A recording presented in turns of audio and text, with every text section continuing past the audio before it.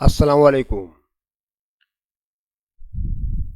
Student. आज आपके सामने रिटर्न अर्निंग का 2015 का पेपर आपके सामने स्क्रीन पर नज़र आ रहा है। आप इसको भी वॉच करें। ये बिल्कुल सेम 2018 का जो आपने पेपर किया है लास्ट टाइम उसकी तरह है बिल्कुल, ठीक है। और अक्सर यही रिक्वायरमेंट आपके टेनर्स में मैंने देखे हैं कि आपको पहले जनरल एंट्रीज बनाने का है, पहला रिक्वायरमेंट, और दूसरे में आपको बनाना है स्टेटमेंट ऑफ रिटर्न अर्निंग, ठीक है। तो चलें भी शुरू करते हैं। द फॉलोइंग इंफॉर्मेशन जो है एक्सट्रेट किया गया है जील कंपनी से, दिसंबर 31 2014 का है। ऑथोराइज कैपिटल 5 लाख शेयर्स हैं। देखिए 5 लाख शेयर्स हैं, मैं आपको फिर रिपीट कर रहा हूँ, 5 लाख शेयर्स हैं। 10 रुपये के हिसाब से 50 लाख रुपए कीमत है उनकी। देखिए ये आगे अमाउंट और ये आगे नंबर ऑफ शेयर्स, इसमें अपना बनाया दे रखा है।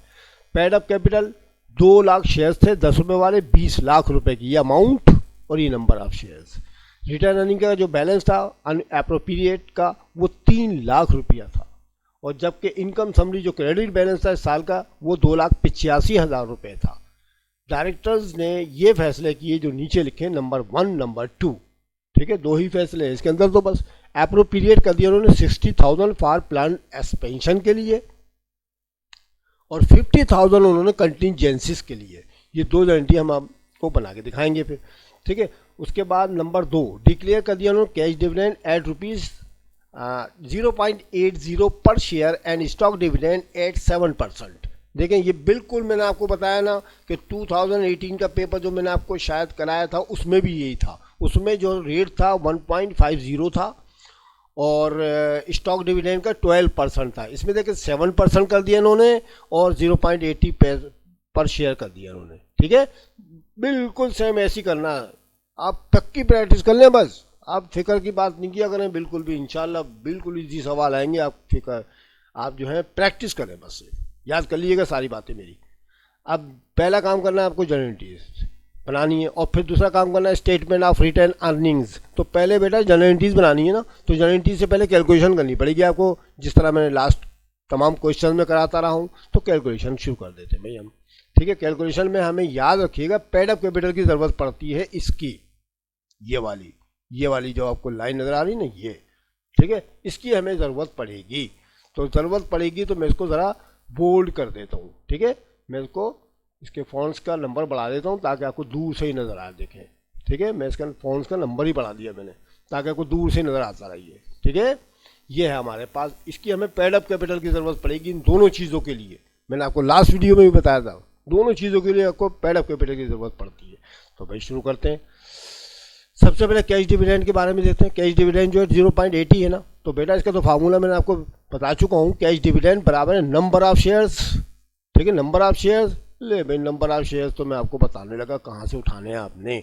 ये ले मैंने निशान भी लगा देता हूँ ताकि आपको दूर से नजर आ जाए। ये देखें भाई नंबर ऑफ शेयर्स, देखें 2 लाख शेयर्स हैं, ये नंबर ऑफ शेयर्स कहलाएंगे, और 20 लाख अमाउंट है, याद रखिएगा, ठीक है। तो ये 2 लाख को मैंने यहाँ लेके आ गया, नंबर ऑफ शेयर्स कहलाएगा, मल्टीप्लाई बाय रेट पर शेयर है। तो रेट पर शेयर तो बेटा 0.80 लिखा हुआ है ना इसके अंदर, ये लिखा हुआ है सामने आपके, ये देखे नीचे लिखा हुआ है, आगे मिल गया आपस में। तो दोनों को मल्टीप्लाई करने 160,000 आ गया आपके पास, 1,60,000 रुपया, ठीक है, एक काम। और दूसरा इसके अंदर 7% जो स्टॉक डिविडेंड करना है ना, तो बेटा अमाउंट के ऊपर करना पड़ेगा। वो फार्मूला देखे आपके सामने लिखा है, स्टॉक डिविडेंड बराबर amount of paid up capital multiply by percentage, ठीक है। रेट मालूम, रेट के ऊपर लिखना है आपने। तो 20 लाख रुपए आपके ये आया और मल्टीप्लाई का निशान डाल के ये 7% आपका ये आ गया जी, ठीक है, 7% आ गया। अब इन दोनों को मल्टीप्लाई कर लें, खत्म बात। कैलकुलेशन पे करने के, यानी कैलकुलेटर पे करिए 20 लाख का 7% 1,40,000 बनता है। तो ये 2 अमाउंट हमारे पास आ चुके हैं, ये हमने जनरल एंट्री में रिकॉर्ड करने हैं, कैश डिविडेंड और स्टॉक डिविडेंड की जगह। क्लियर? चलो अभी आगे चलते हैं, शुरू करें, आगे करें, ठीक है। तो पहला फैसला इनका क्या था भाई? पहला फैसला इनका था, सबसे पहले तो बेटा नेट इनकम का ट्रांसफ़र करना पड़ता है। याद रखिएगा पहली एंट्री हमेशा यही बनानी है आपने। हालांकि इन्होंने इसके अंदर इसको क्या नाम है निशानदही नहीं करी है, इन्होंने कोई मेंशन नहीं किया, लेकिन आपने बनानी पड़ेगी, ठीक है। 1-2 के अंदर लिखा ही नहीं है ट्रांसफ़र कर, लेकिन ट्रांसफ़र करना ज़रूरी है। इस इनकम समरी जो आपको क्रेडिट बैलेंस है ना 2,85,000 रुपये, ये पहले आप बनानी है। तो शुरू करते हैं भाई। झील कंपनी की हेडिंग डालें जनरल की, और फिर 3,85,000 ये जो आपके सामने नहीं सॉरी 2,85,000 रुपये जो था ना क्रेडिट बैलेंस इनकम समरी का, ये बनानी है पहले आपने। पहले तो ट्रांसफ़र करना पड़ेगी नेट रिटर्न अर्निंग अकाउंट के अंदर। तो जनरल वही पुरानी है, देख ले बिल्कुल सेम 2,85,000 दोनों में लिख दिएगा, आपका क्लियर हो गया। ठीक है, दूसरे नंबर पे आपका ये जो फैसला था ना इनका कि 60,000 रुपये तो प्लान के लिए लगाने और 50,000 रुपये कंटिजेंसीज के लिए लगाने, तो इसकी दो गारंटियाँ अलग अलग मैंने बना दी हैं। नंबर 2 पे देखें लिखा हुआ रिटर्न अर्निंग अकाउंट डेबिट और प्लान एक्सपेंशन क्रेडिट, अमाउंट ऊपर 60,000 जो लिखा था वो लिख दिया मैंने, और नंबर अगले पे return earning account debit reserve for contingency credit amount लिख दिया मैंने 50,000। ले ऊपर से देख भी लेते हैं एक नज़र फिर, ताकि आपको याद रहे। देखिए बेटा ये लिखा हुआ देखिए 60,000 और ये लिखा है 50,000, दोनों का मैंने अमाउंट लिख दिया। ठीक है, उसके बाद कैलकुलेशन जो हमने करी थी कैश डिविडेंड वगैरह की, उसकी हमें फैसला जो करा गया उसके मुताबिक करना है। तो return earning account debit number 2 पे आपको लिखा हुआ नजर आ रहा है रिटर्न अर्निंग अकाउंट डेबिट और कैश डिविडेंड क्रेडिट।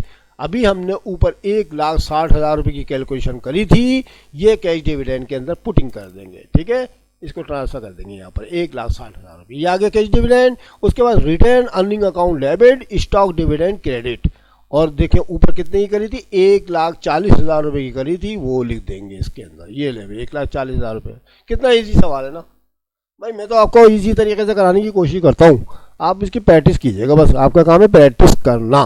ठीक है, अच्छा भाई उसके बाद स्टेटमेंट बनाना है, तो बेटा जनरल की मदद लेनी पड़ती है उसके लिए आप। ठीक है, जनरल आपके पास बना हुआ है उसके मुताबिक बनाएंगे। तो वही तरीका पुराना वाला statement of return earning account और फॉर द पीरियड एंड दिसंबर 31 ये हेडिंग डालें आप, झील कंपनी का नाम लिखें। रिटर्न अर्निंग बैलेंस जो था ऊपर 3 लाख रुपए लिखा हुआ था, देखते हैं 3 लाख रुपए आपको शो भी करके दिखा दें, आप अपने टेनिस में भी देख लें। ये देखें 3 लाख रुपए लिखा हुआ है मेरे पास, और 2,85,000 रुपये मैंने ट्रांसफ़र भी किए थे, याद रखिएगा जनरल एंट्री नंबर 1 में किए हैं। ठीक है, 3 लाख और 2,85,000 रुपये मैं इसके अंदर लिखने वाला हूँ। ये देखें जी, ये 3 लाख रुपये तो आ गया आपके ओपनिंग बैलेंस, और 2,85,000 आपने इसमें ऐड करना इस साल की नेट इनकम, तो 5,85,000 होगा दोनों को जमा करने पर। अब उसके बाद लेस करना है अप्रोप्रिएशन। अप्रोप्रिएशन आपके पास 4 चीज़ें आई हैं, एक तो आया था कैश डिविडेंड, ठीक है, जो 1,60,000 रुपये आपने जनरेटी से उतारना है। स्टॉक डिविडेंड 1,40,000 रुपये ऊपर से उतारना है। रिजर्व फॉर प्लांट एक्सटेंशन 60,000 उतारना है, और रिजर्व फॉर कंटिजेंसी 50,000 उतारना है। अब ये जो है ना, ये तीनों को जमा कर लें आप, तो ये हो जाएंगे 4,10,000 रुपये। अब 5,85,000 में से 4,10,000 रुपये आप माइनस कर देंगे, 1,75,000 रुपये का बैलेंस आ गया एंडिंग रिटर्न अर्निंग अकाउंट का, आपका बैलेंस आ गया जो है अगले साल के लिए एंडिंग बैलेंस आपका 1,75,000 रुपये आ गए। ये कहलाता है स्टेटमेंट ऑफ रिटर्न अर्निंग। आगे समझ में बच्चों, बिल्कुल आसान सवाल है, आप इसकी प्रैक्टिस कीजिएगा।